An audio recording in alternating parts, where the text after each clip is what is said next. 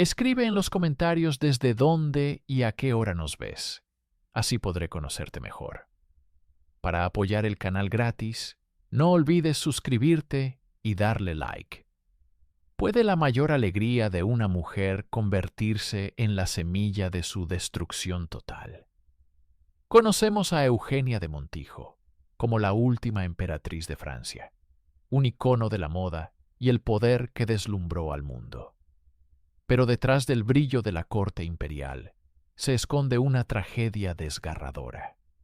Su desesperada lucha por tener un heredero la colocó en el centro del poder, pero fue precisamente el amor por su único hijo lo que la empujó a tomar decisiones que le costarían el trono, su esposo y finalmente al propio príncipe, por el que lo arriesgó todo. Esta es la historia de cómo ser madre destruyó a una emperatriz. El anuncio del compromiso imperial cayó como una bomba en los círculos de poder de Francia y Europa. El emperador de los franceses, el sobrino del gran conquistador, no se casaría con una princesa de sangre azul, sino con una condesa española, una extranjera sin conexiones dinásticas relevantes. El escándalo fue mayúsculo. Su propio Consejo de Ministros le imploró que reconsiderara. Un matrimonio así, argumentaban, era una debilidad, una concesión al sentimiento personal que no aportaba ninguna alianza estratégica al recién nacido Segundo Imperio. Las cortes europeas, desde Viena hasta San Petersburgo, lo vieron como la confirmación de que Napoleón III no era más que un aventurero en un trono prestado. Pero el emperador estaba decidido. En un discurso histórico ante el Senado, defendió su elección con una elocuencia que silenció a sus críticos. Declaró que prefería una mujer a la que amaba y respetaba, una católica devota y de noble cuna, a una princesa desconocida cuya alianza traería consigo más sacrificios que ventajas. Presentó a Eugenia no como un capricho, sino como un adorno para el trono y un pilar para la nación. La boda, celebrada el 30 de enero de 1853, fue un espectáculo de opulencia sin precedentes, diseñado para deslumbrar al mundo y afirmar el poderío del nuevo régimen.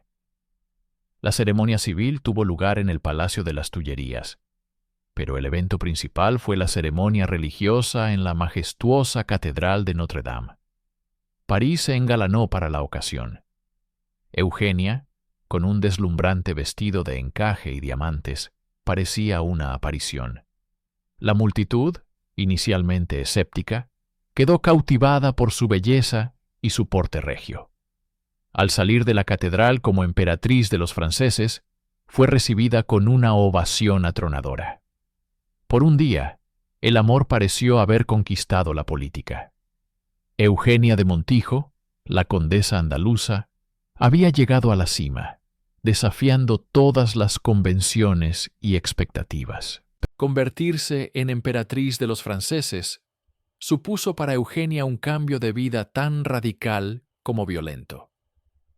La relativa libertad de la que había gozado como aristócrata se desvaneció en el instante en que cruzó el umbral del Palacio de las Tullerías. Este no era un hogar, sino el centro neurálgico del poder imperial, un laberinto de protocolos asfixiantes y una etiqueta implacable que dictaba cada uno de sus gestos, palabras y atuendos.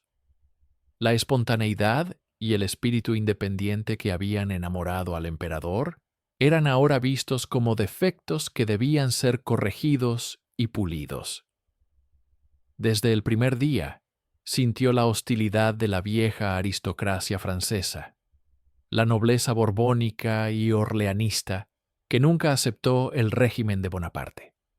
Para ellos, ella era l'espagnol, la advenediza, una intrusa en su mundo exclusivo.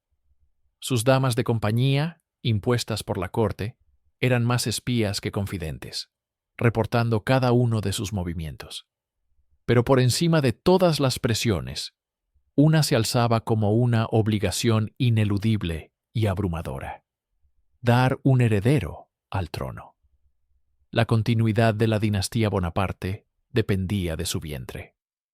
Cada mes que pasaba sin noticias de un embarazo, aumentaba la ansiedad en la corte y los susurros maliciosos a sus espaldas. Para escapar de esta presión, Eugenia se refugió en lo que podía controlar: la moda. Se convirtió en el árbitro supremo de la elegancia mundial, y su estilo era imitado desde Londres hasta Nueva York. Los lujosos vestidos de Charles Frederick Worth, las joyas deslumbrantes y las fiestas suntuosas proyectaban una imagen de glamour y poder para el Segundo Imperio. Sin embargo, esta fachada de esplendor ocultaba una profunda soledad.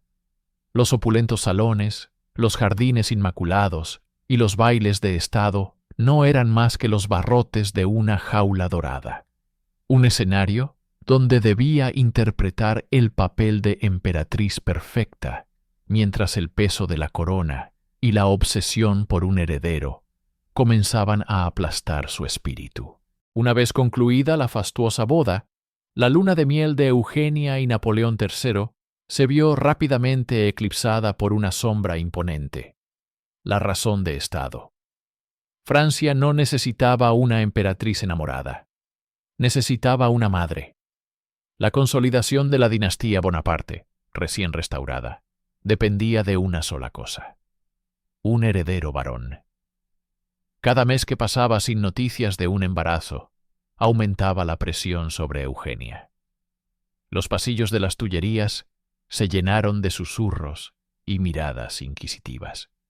Los médicos de la corte la sometían a exámenes constantes y le prescribían curas y dietas que minaban su espíritu. La alegría inicial de su matrimonio se transformó en una ansiosa obligación. Para Eugenia, que había soñado con un amor de novela, la realidad era un ciclo de esperanza y decepción dictado por su calendario biológico. Napoleón III, aunque la amaba a su manera, también sentía el peso de la corona. Su trono, forjado en un golpe de Estado, era intrínsecamente inestable. Sin un sucesor directo, sus enemigos, tanto monárquicos como republicanos, veían una oportunidad para desmantelar su imperio a su muerte. La fertilidad de Eugenia no era un asunto privado, era una cuestión de seguridad nacional. La prensa satírica extranjera se burlaba de la española estéril, mientras que dentro de la corte, los partidarios de la rama de Jerónimo Bonaparte, primo del emperador, comenzaban a moverse, posicionándose como la alternativa dinástica. Eugenia comprendió dolorosamente que su valor como emperatriz no se medía por su inteligencia o su elegancia, sino por la capacidad de su vientre para asegurar el futuro de Francia. La presión dio sus frutos en 1853, cuando la emperatriz anunció su primer embarazo. La noticia fue recibida con júbilo en todo el imperio, y por un breve momento pareció que el futuro de la dinastía estaba asegurado. Sin embargo, la alegría fue efímera. Durante un viaje oficial, Eugenia sufrió un aborto espontáneo. La pérdida fue devastadora, tanto a nivel personal como político. El dolor de perder a su primer hijo se vio agravado por el fracaso público ante la nación y el mundo. El trono volvía a estar sin sucesor, y la vulnerabilidad del Segundo Imperio quedaba expuesta una vez más. Este trágico evento intensificó la obsesión nacional por un heredero. Los enemigos de Napoleón III se envalentonaron. La facción liderada por el príncipe Napoleón José Carlos Bonaparte, conocido como Plon Plon, vio renovadas sus esperanzas. Considerado por muchos como un intrigante y un radical, la posibilidad de que heredara el trono aterrorizaba a los conservadores y a la propia Eugenia, que lo detestaba profundamente. La emperatriz se sumió en un estado de profunda melancolía, convencida de que había fallado en su deber más sagrado. Se sometió a tratamientos aún más rigurosos y peregrinaciones religiosas, buscando una intervención divina. La ausencia de un heredero no era solo una crisis dinástica, era una herida abierta en el corazón del régimen. Cada banquete, cada baile, cada acto oficial estaba teñido por la misma pregunta tácita. ¿Podrá la emperatriz darle un hijo a Francia, o el sueño imperial morirá con Napoleón III? La estabilidad de toda una nación pendía del frágil hilo de la fertilidad de una mujer. A finales de 1855, las campanas de Notre Dame anunciaron la noticia que toda Francia esperaba. La emperatriz estaba embarazada de nuevo. Esta vez, la precaución fue extrema. Eugenia fue recluida en sus aposentos, alejada de cualquier estrés o esfuerzo físico. Pero el embarazo, aunque llegó a término, culminó en una prueba aterradora. En la madrugada del 15 de marzo de 1856 comenzaron las contracciones. Lo que siguió no fue un parto real al uso, sino una batalla por la vida que se prolongó durante más de 20 horas. El niño estaba en una mala posición y el parto no progresaba. Los mejores médicos de Francia se congregaron en el Palacio de las Tullerías, sus rostros cada vez más sombríos a medida que pasaban las horas. El emperador, angustiado, no se apartó de su lado, presenciando el sufrimiento de su esposa. Se agotaron todos los métodos conocidos. Los gritos de dolor de la emperatriz resonaban en las estancias del palacio, un terrible contraste con el silencio expectante de la corte y la ciudad. Finalmente, ante el riesgo inminente de perder tanto a la madre como al hijo, los médicos tomaron una decisión desesperada: utilizar forceps, un procedimiento arriesgado y brutal en aquella época, realizado sin la anestesia adecuada. La intervención fue traumática y violenta. Eugenia, al borde del colapso, sufrió desgarros internos severos. Por un momento terrible, se temió que no sobreviviría a la terrible experiencia. Había cumplido con su deber, pero el precio fue casi su propia vida. Las secuelas físicas y emocionales de este parto la marcarían para siempre, alterando no solo su salud, sino también su relación con su marido y su visión del mundo. En la mañana del 16 de marzo de 1856, el estruendo de 101 cañonazos desde Los Inválidos sacudió París, anunciando al mundo que la emperatriz había sobrevivido y que Francia tenía un heredero. Había nacido Napoleón Eugène Louis Jean Joseph Bonaparte, el príncipe imperial. La alegría se desbordó por todo el país. Las calles se llenaron de gente celebrando. Se declararon amnistías y se realizaron actos de caridad en nombre del recién nacido. La dinastía, por fin, parecía tener un futuro. El bautizo, celebrado con una pompa extraordinaria en la Catedral de Notre Dame, fue un evento de escala internacional, con el Papa Pío IX actuando como padrino. Para Eugenia, la llegada de su hijo, a quien cariñosamente apodó Lulú, fue una transformación total. El parto casi fatal había creado un vínculo de una intensidad extraordinaria entre madre e hijo. Toda la ansiedad, la presión y el sufrimiento de los años anteriores se canalizaron en un amor protector que rayaba en la obsesión. Lulú no era solo su hijo, era su milagro, su justificación y la encarnación de todas sus esperanzas. Desde ese momento, el rol de emperatriz pasó a un segundo plano frente al de madre. Su principal preocupación ya no era la política o los asuntos de Estado, sino la seguridad, la salud y el bienestar de su pequeño príncipe. Napoleón III, aliviado y orgulloso, le concedió una mayor influencia en los asuntos políticos, viéndola ahora no solo como su esposa, sino como la guardiana del futuro del imperio. Sin saberlo, al entregarle el heredero que tanto anhelaba, Eugenia había plantado la semilla de su propia tragedia. Su amor de madre se convertiría en su guía, su debilidad y, finalmente, en el catalizador de la pérdida de todo por lo que había luchado. El año 1859 marcó un punto de inflexión no solo para Europa, sino para la propia Eugenia.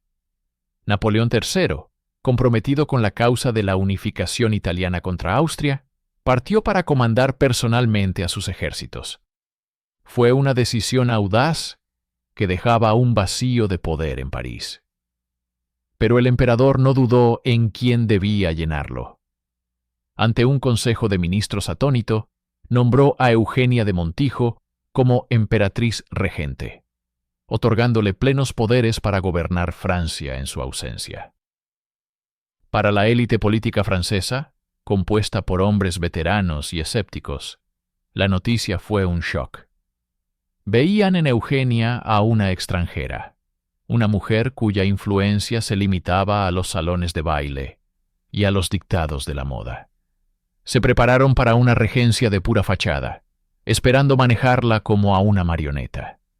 Se equivocaron profundamente. Desde el primer día, Eugenia demostró una capacidad de trabajo y una inteligencia política que nadie le había atribuido.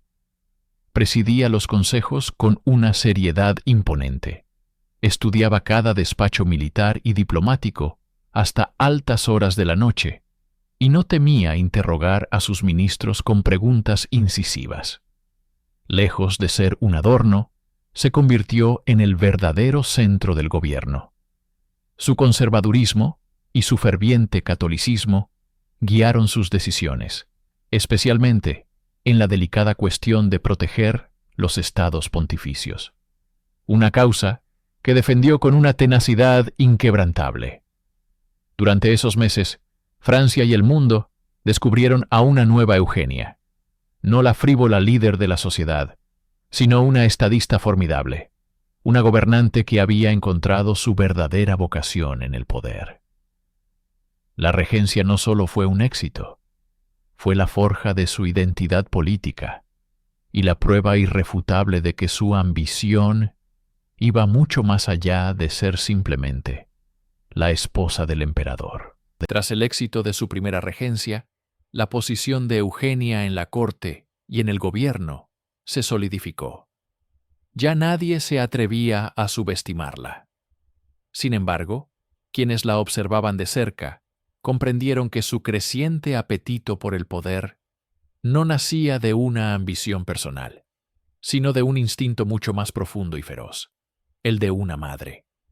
Cada decisión política, cada alianza forjada y cada enemigo hecho, todo estaba supeditado a un único y sagrado objetivo: asegurar el trono para su hijo, el príncipe imperial Luis Napoleón. Él era la encarnación de la continuidad dinástica, la razón de ser del Segundo Imperio. Eugenia se veía a sí misma como la guardiana principal de ese legado. Esta obsesión maternal moldeó su ideología política, volviéndola cada vez más conservadora y autoritaria. Veía las crecientes demandas de liberalización y parlamentarismo no como un progreso, sino como una amenaza directa a la autoridad imperial, que su hijo debía heredar intacta. Se convirtió en la líder de facto del ala más intransigente de la corte, chocando a menudo con las políticas más pragmáticas y a veces liberales de su propio esposo.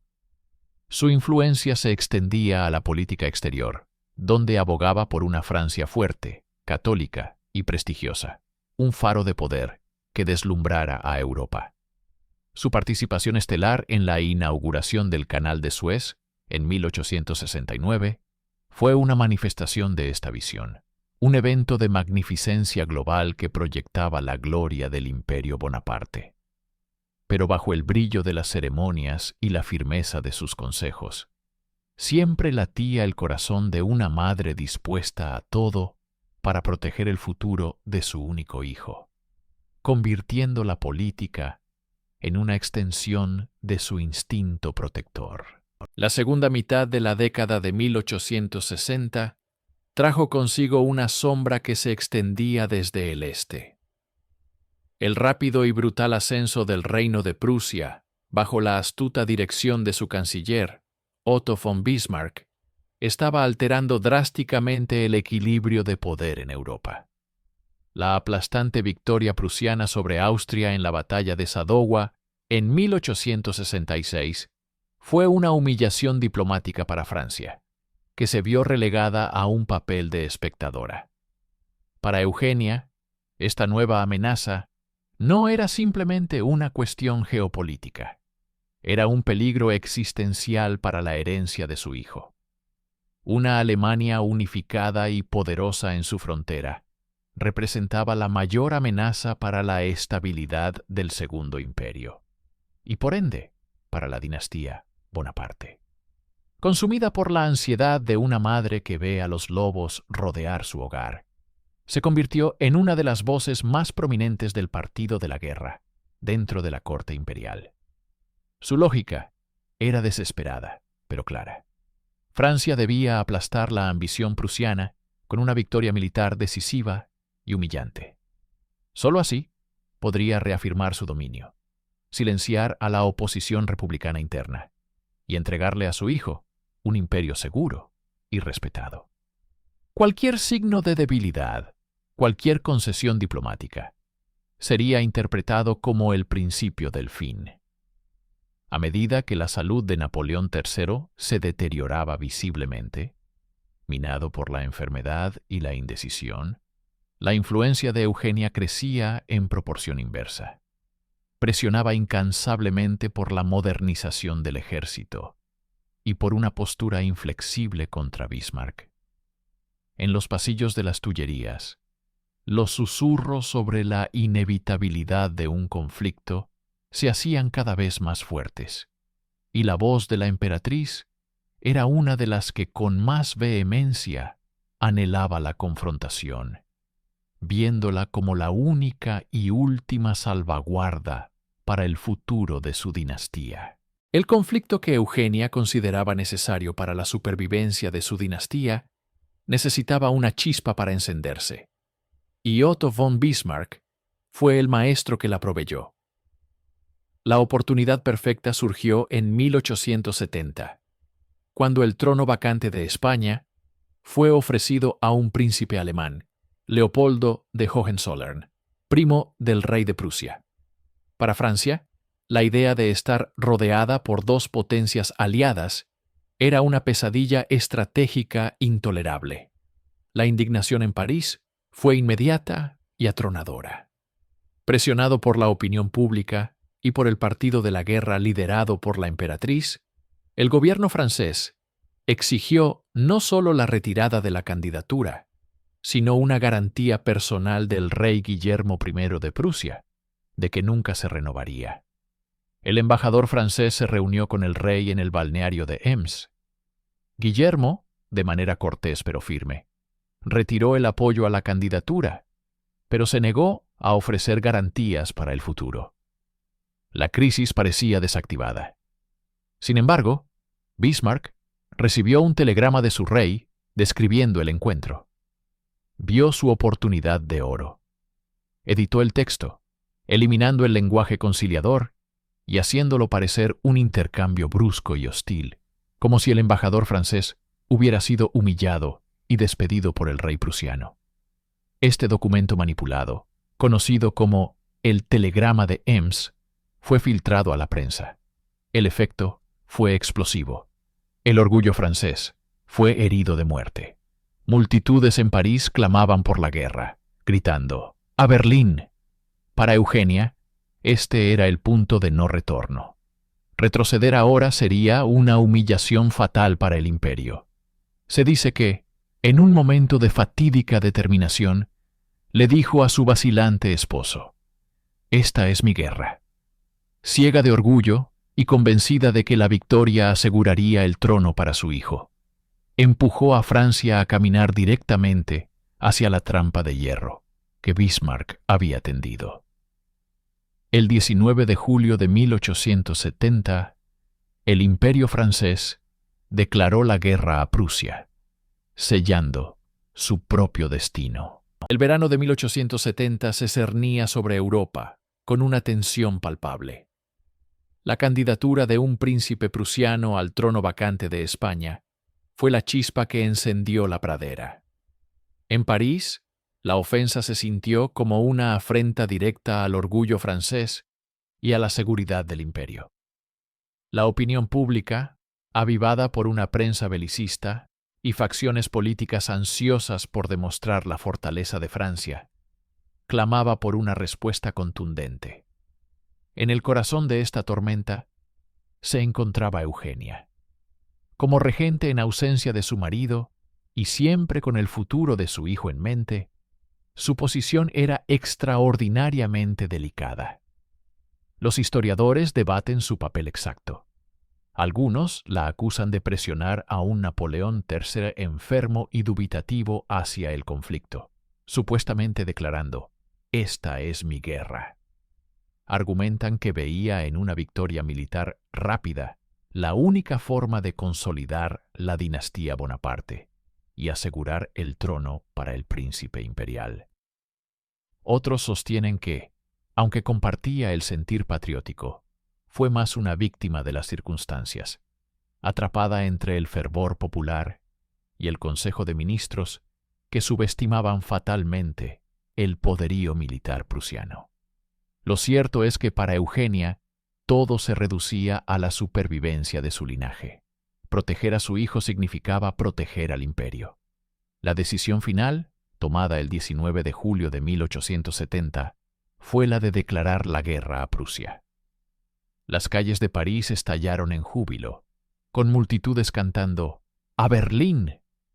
Nadie, y menos aún la emperatriz, podía imaginar que ese acto, concebido para asegurar un futuro glorioso para su hijo, sería el que lo destruiría todo. La euforia inicial de la guerra se desvaneció con una rapidez aterradora. Las noticias que llegaban del frente eran un goteo constante de reveses y retiradas. El ejército francés, considerado el más poderoso de Europa, se reveló desorganizado, mal equipado y superado estratégicamente por la maquinaria bélica prusiana. Napoleón III, enfermo y apenas capaz de montar a caballo, había partido para liderar a sus tropas, dejando a Eugenia como regente en París. Ella se aferraba a la esperanza, trabajando incansablemente, presidiendo consejos y tratando de mantener la moral en la capital. Pero la realidad era ineludible. La catástrofe culminó el 1 de septiembre de 1870 en la batalla de Sedan. Atrapado y rodeado, el ejército francés sufrió una derrota humillante y aplastante. Al día siguiente, para evitar una masacre inútil, el emperador Napoleón III se rindió y fue hecho prisionero junto con más de 100.000 de sus hombres. La noticia llegó a Eugenia en el Palacio de las Tullerías a través de un escueto telegrama.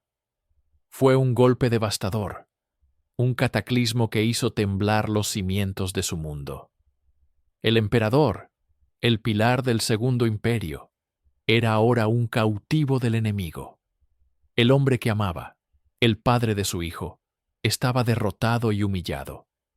En ese instante, Eugenia comprendió que no solo había perdido una batalla crucial, había perdido el imperio. El trono de su hijo, por el cual había luchado y sacrificado tanto, se desvanecía como humo. El pánico comenzó a apoderarse de París, mientras la noticia se filtraba, y la ira de la multitud, que antes gritaba «¡A Berlín!», ahora buscaba un culpable. El 4 de septiembre de 1870, la noticia de la captura del emperador en Sedan incendió París. La Tercera República fue proclamada en el Hôtel de Ville, y el Segundo Imperio se derrumbó en cuestión de horas. En el Palacio de las Tullerías, Eugenia era ahora una soberana sin reino, una regente sin poder. Afuera, las multitudes que antes la aclamaban ahora gritaban «¡Muerte a la española!». Su vida corría un peligro inminente.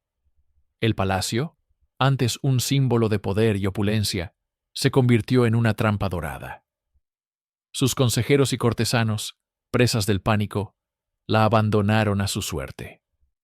Con la turba a punto de asaltar las puertas, la huida era la única opción. Acompañada únicamente por su lectora, Madame Le Breton, y con la ayuda del embajador austriaco y el italiano, Eugenia escapó por una puerta lateral del Louvre. Vestida de negro, con un velo cubriendo su rostro, la mujer que había dictado la moda de Europa se movía como una sombra anónima por las calles de su propia capital. El caos era total. En una escena casi surrealista, no encontraron un carruaje disponible. Fue su dentista estadounidense, el Dr. Thomas W. Evans, quien orquestó su salvación. La recogió en su propio carruaje y la escondió en su casa antes de emprender un peligroso viaje hacia la costa de Normandía. Durante 2 días, viajaron de incógnito, sorteando controles y el peligro constante de ser reconocidos. Cada kilómetro que la alejaba de París era un clavo más en el ataúd de su vida como emperatriz. Era una fugitiva, despojada de su corona, su país y su marido, con un único pensamiento: reunirse con su hijo, que ya había sido enviado a la seguridad de Inglaterra. Tras una travesía tormentosa por el Canal de la Mancha en un pequeño yate, Eugenia desembarcó en Ryde, en la isla de Wight, el 8 de septiembre de 1870. Estaba exhausta, enferma y despojada de todo salvo la ropa que llevaba puesta. Su primer y único objetivo se cumplió al reunirse con su hijo, el príncipe imperial, en Hastings. El abrazo entre la madre destronada y el joven heredero sin trono fue el único consuelo en un mundo que se había desmoronado. La familia encontró refugio en Camden Place, una casa de campo en Chislehurst, Kent. La opulencia de las Tullerías y St. Cloud fue reemplazada por la sobriedad de la campiña inglesa, a menudo envuelta en una niebla densa que parecía un reflejo de su propio futuro incierto. Meses después, en marzo de 1871, un Napoleón III liberado pero físicamente destrozado y moralmente hundido se unió a ellos. La familia imperial estaba reunida, pero era una sombra de lo que fue. El exilio se convirtió en su nueva realidad. Eugenia, siempre pragmática, se dedicó a crear un hogar y a gestionar las finanzas que le quedaban, vendiendo joyas para sobrevivir. Pero la principal carga era emocional. Vivía con el peso de la derrota, el dolor de ver a su marido consumirse por la enfermedad y el remordimiento, y la abrumadora responsabilidad de mantener viva la llama de la causa bonapartista para su hijo. Lulú, como llamaban cariñosamente al príncipe, se convirtió en el centro absoluto de su universo. Cada decisión, cada acción, estaba orientada a prepararlo para un futuro retorno a Francia. El exilio en Inglaterra no era un final, en su mente, sino una dolorosa pausa antes de la restauración que creía inevitable. El exilio en Camden Place, Chislehurst, no era un palacio, sino una jaula dorada. Para Napoleón III, cada día era un recordatorio de la gloria perdida y una batalla contra el dolor físico que lo consumía. Aquejado por cálculos en la vejiga, el antiguo emperador de los franceses se veía reducido a una sombra de su antiguo ser. Eugenia, siempre a su lado, se convirtió en su principal enfermera y confidente, administrando sus cuidados y gestionando las escasas esperanzas que aún albergaban. Los planes para un regreso triunfal a Francia, susurrados en los salones de la pequeña corte exiliada, se desvanecían con la salud del emperador. La realidad era que el Segundo Imperio había muerto en Sedan, y su líder estaba muriendo lentamente en Inglaterra. A principios de 1873, los médicos decidieron que la única opción era una cirugía arriesgada. Napoleón III, consciente del peligro, Se sometió a 2 operaciones. Tras la segunda, su estado se deterioró rápidamente. El 9 de enero de 1873, con Eugenia y su hijo Luis Napoleón a su lado, el último emperador de Francia exhaló su último aliento. La muerte de su esposo fue un golpe devastador para Eugenia, pero también le impuso una nueva y pesada carga. Ahora, toda la esperanza de la dinastía Bonaparte, todo el futuro por el que había luchado, recaía sobre los hombros de su joven hijo.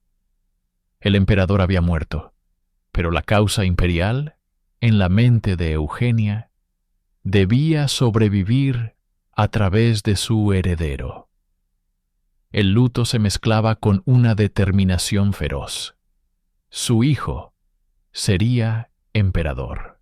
Luis Napoleón, el príncipe imperial, creció a la sombra de un trono perdido.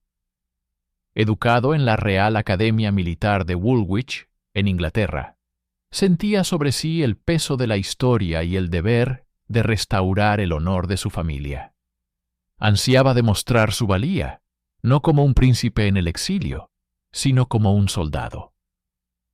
Cuando estalló la guerra anglo-zulú en 1879, vio su oportunidad. A pesar de las súplicas y la profunda angustia de Eugenia, quien temía perder lo único que le quedaba, el joven príncipe insistió en unirse a las fuerzas británicas en Sudáfrica. Para él, era una cuestión de honor. Para ella, una pesadilla inminente. El 1 de junio de 1879, el destino cumplió los peores temores de una madre. Durante una misión de reconocimiento cerca del río Itiotiosi, el pequeño grupo del príncipe fue emboscado por un contingente de guerreros zulúes. En el caos que siguió, su caballo se encabritó y huyó, dejándolo solo en tierra. El príncipe imperial, el heredero de Napoleón Bonaparte, se enfrentó a sus atacantes con valentía, pero la lucha fue desesperadamente desigual. Cayó tras recibir 18 heridas de lanza, una de ellas atravesando su ojo derecho. La noticia tardó semanas en llegar a Inglaterra. Cuando el telegrama finalmente alcanzó a Eugenia, su mundo se derrumbó por completo. Su última esperanza, el propósito de su vida, el hijo por el que había sacrificado un imperio, había muerto en un rincón olvidado del mundo, luchando en una guerra que no era la suya. La dinastía Bonaparte había terminado, no en un campo de batalla europeo, sino en la hierba alta de Zululandia. El dolor de Eugenia fue absoluto, un abismo del que nunca escaparía. La emperatriz que había deslumbrado a Europa con su belleza y elegancia, se recluyó en un luto perpetuo, una viuda vestida de negro eterno, no solo por su marido, sino por su hijo y por el futuro que nunca sería. El cuerpo de Luis Napoleón fue repatriado a Inglaterra y recibido con honores militares, pero para Eugenia todo era un borrón de sufrimiento. La pompa y circunstancia no podían ocultar el hecho de que su niño había vuelto a casa sin vida. Su propósito se había extinguido. Ya no había un imperio que recuperar, ni un heredero que guiar. Solo quedaba el vacío, impulsada por una necesidad visceral de comprender el final de su hijo. Eugenia emprendió un arduo peregrinaje a Sudáfrica al año siguiente. Viajó a la remota y salvaje tierra de Zululandia para ver con sus propios ojos el lugar exacto donde Luis había caído. Pasó una noche en vigilia en el mismo lugar, bajo las mismas estrellas, intentando conectar con los últimos momentos de su hijo. Construyó un monumento en el lugar, un simple cairn de piedras para marcar el fin de su linaje y de toda su ambición. A su regreso, se dedicó a construir un mausoleo imperial en Farnborough, Inglaterra. Allí trasladó los restos de su marido y de su hijo, creando una última morada para su familia rota. Su hogar se convirtió en un santuario, un museo de recuerdos de una vida que parecía pertenecer a otra persona. Era la emperatriz de un imperio fantasma y la madre de un hijo perdido, una figura trágica deambulando por los pasillos de su propia historia. Durante más de 40 años, Eugenia de Montijo sobrevivió a su familia y a su era. Se convirtió en una leyenda viviente, la reina de invierno, un eco majestuoso y melancólico del Segundo Imperio. Residiendo en su villa en la Riviera Francesa o en su casa de Farnborough, en Inglaterra, se convirtió en la guardiana de la memoria de los Bonaparte. Ya no buscaba el poder político. Su única misión era preservar el legado de su marido y, sobre todo, de su hijo.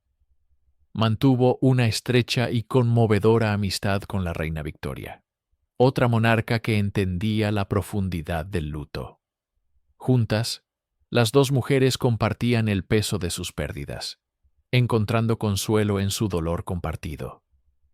Eugenia viajó por toda Europa, una figura fantasmal de un pasado glamuroso, visitando a las familias reales que una vez la habían recibido como igual.